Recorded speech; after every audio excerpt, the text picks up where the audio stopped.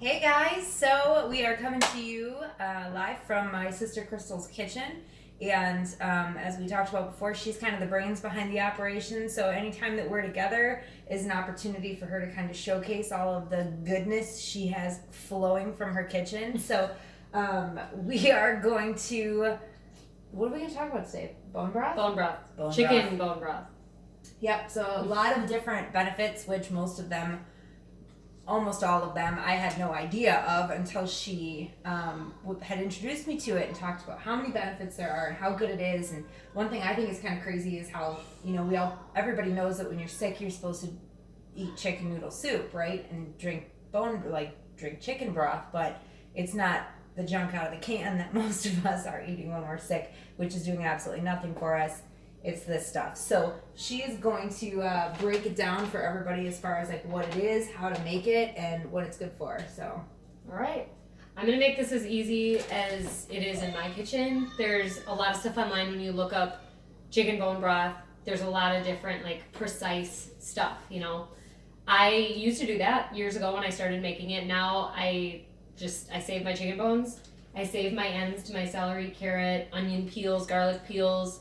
Every now and then if I get like parsley or something, it starts going bad, I just throw it in there. And I keep these in my freezer. And then when I want to make some chicken broth, I just dump however many bones will fit in the bag of the leftover vegetables, my seasonings. I don't always use apple cider vinegar.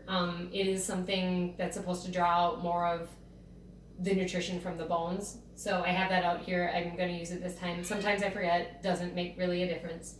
And then I just have my water here to be able to dump in when we're ready. So this is as simple as it is here for me. I pulled these out of my freezer. My husband is a big fan of chicken wings, so we have a lot of bones pretty much every week. Your chicken necks and your chicken feet are where you're going to get a lot of the collagen, a lot of the really good gelatin stuff. I don't know a lot of technology stuff, the technical words, but this is my bone. So you can see how much will fit in here, and this is pretty much my portioning. If it'll fit, we'll go with it. If not, I'll take some out. So they all fit. That's how much I have saved. And here's my, I don't know if I actually have onions in there, but I have onion peels, the ends and the tops of my celery, the ends of my carrots. So I throw those in. You can I did take a couple celery out. I had a lot of celery in there. And this isn't really, you're going to get some definite nutrients from this, but what you're really looking for is, I also do use organic chicken. That makes a difference as well. So you don't need to be super picky about what the vegetable ends you throw in and stuff like that. So this is what I use: the carrots, the celery, onions. I don't think I have any garlic in there, but a lot of times I use garlic. So then I use my seasonings. This is oregano, and this is exactly what I do. I just dump it in. It's about a tablespoon, maybe 2. I use thyme. They both have a lot of healing benefits to them. Oregano is like a powerhouse when it comes to healing. And so is thyme. So there's that. Salt, again, not at all measuring. You can.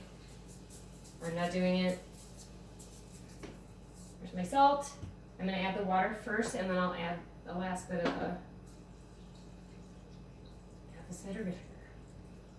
I did this just for time's sake. I don't usually put it in pitchers, just so you're not standing here watching me put it into the sink with water flowing.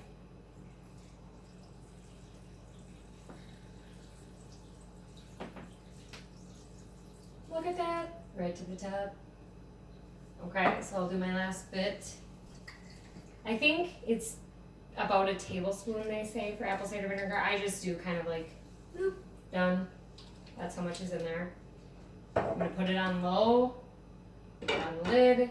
They leave it for 24 hours, maybe 48 hours if I forget about it, whatever.